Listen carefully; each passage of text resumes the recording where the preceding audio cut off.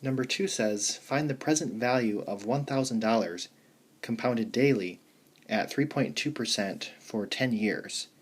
And they want us to use the formula as well as the TVM solver. So I'm going to define my variables. My future value is 1,000, and I'm trying to find my present value. My R is 0.032. My N is 365 because it's compounded daily. And my T is 10. So my formula is going to be P is equal to 1,000 times 1 plus 0.032 divided by 365. And this is raised to negative 3,650 because there's a negative in the formula, and if you multiply n times t, or 10 times 365, you get 3,650. So if you type this into your calculator and round to the nearest cent, you will get $726.16.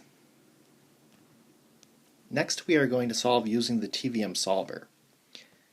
This is compounded daily, so the PYCY is 365.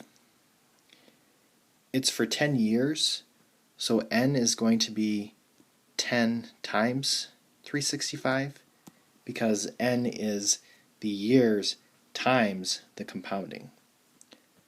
I is 3.2. The present value is what we are looking for.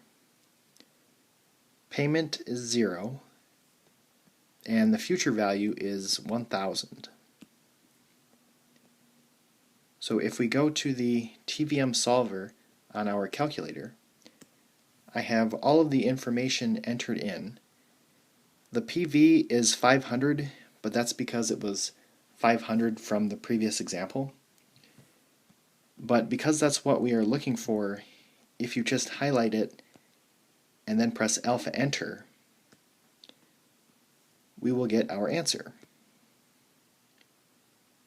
So $726.16.